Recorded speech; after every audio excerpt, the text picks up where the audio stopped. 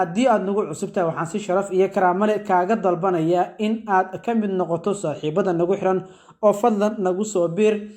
qodobada barnaamijkan idinku soo maqan idinkugu soo gudbin doono waxaa ka mid noqonaya haddii eebba uu raalli ka noqdo sababta uu isku casilay wasiirkii amniga ee maamulka galmudug axmed macalin fiqi ayaa xog rasmi ah haatan laga helaya.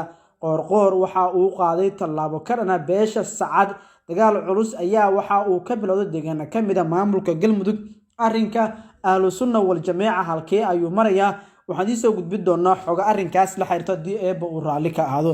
ciidamada lagu sii daadgureynaya halkaasi ra-iisul wasaare maxamed xuseen rooble ma ogyahay maxayse tahay sababta uu ilaa iyo haatan kaga aamusan yahay? waxaan idin soo gudbin doonaa xog arrinkaas la xiriirta haddii eebba uu raalli ka ahaado. balse haddii aad nagu cusubtahay daawade waxaan si sharaf iyo karaamo leh kaaga dalbanayaa in aad nagu soo biirto aad ka mid noqoto saaxiibada nagu xiran barta aad naga daawanayso ee nuxurka wararka subscribe noo saar, muuqaalkan saaxiibada la sii wadaag, qaybta hoose ee commentigana noogu reeb aragtiyada leegtu waa muhiim ee hilmaamin. dhowaan waxaa iscasilay wasiirkii amniga ee maamulka galmudug axmed macalin fiqi kaas oo si aad u hogaaminayay howlgalladii ka dhanka ah xarakada al-shabaab ee laga waday deegaanada maamulka galmudug. axmed macalin fiqi ayaa waxa uu qayb ka ahaa xubnaha sida aadka ah ugu dhowdhow axmed cabdi kaariyo qoorqoor ee markaasi lagu tiriyo inay yihiin shakhsiyaadka ugu dhowdhow ama markaasi gulufka la waday.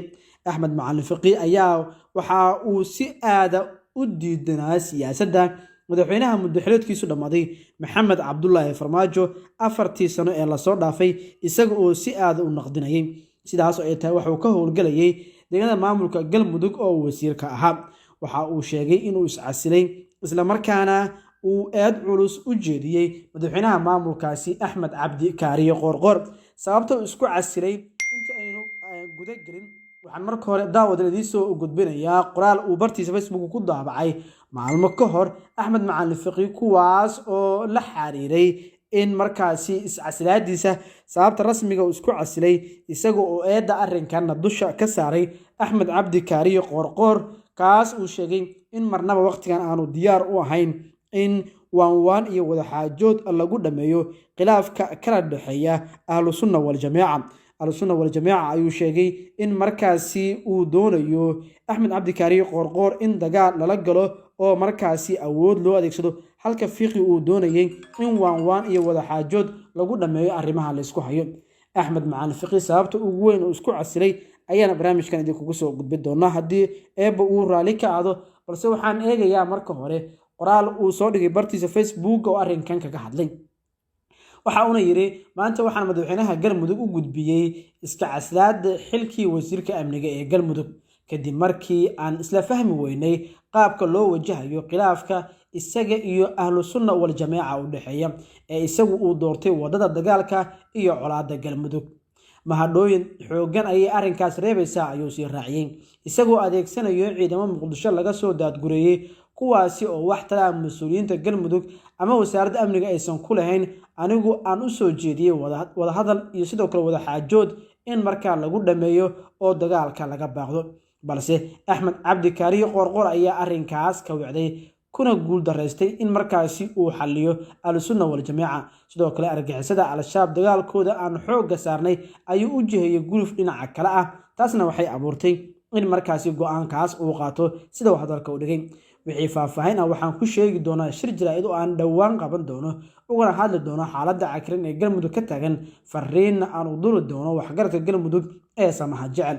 waxaan si guud ugu mahad celinayaa hay-adaha dowladda galmudug iyo madaxdooda, shacabka dulqaadka badan, si gaar ah howlwadeenada wasaaradda amniga iyo ciidamada qaranka kuwa daraawiishta galmudug aan sida wanaagsan usoo wada shaqeynay oo qaarkood ku sugan yihiin dhuufaysyo hore argixisada lagula dagaalamayo iyo sidoo kale deeqbixiyaasha Soomaaliya hay'adaha caalamiga ah ee sida weyn u garab istaagsan. sidaas waxaa bartiisa Facebook ku qoray axmed macalin fiqi wasiirkii hore amniga maamulka galmudug oo ka hadlayay iscasilaadiisa. axmed macalin fiqi ayaa si aada waxa uu markaasi u diidanaa dhibaatooyinka ka soconaya deegaanada galmudug ee markaasi ka dhanka ah ahlusunna waljamaaca. ahlusunna ayaa kol hore dagaal looga saaray magaalada dhuusamareeb ee caasimada galmudug halkaas oo dhowr sano xarun u ahayd. talabadaas ayaa waxay tahay mid markaasi si aad ah looga soo horjeeda. haddaba sababta ay isku casilay axmed macalin fiqi ayaa waxay ahayd in dhowaan gaadiid laga keenay deegaanada maamulka puntland. gaadiidkaas oo gaarayay ilaa iyo 10 gaari ayaa waxay in muddo ah ku xayirnaayeen deegaanada maamulka puntland. gaadiidka halkaas ku xayirnaa waxaa la iibiyey kolkii uu ra'iisul wasaaraha ahaa xasan cali khayre, waxaana iska lahaa beelaha mursade, duduble iyo wacisle oo ka mid ah beelaha deegaanada maamulka galmudug. waxaana waqtigaas loogu talagalay in markaasi ay qayb ka mid ah lagu wareejiyo kuwa difaacada hore joogay al-shabaab kula dagaalamayo. qayb kasii horeysay gaadiidkan waxaa la xiray waqtigii uu madaxweynaha ka ahaa puntland.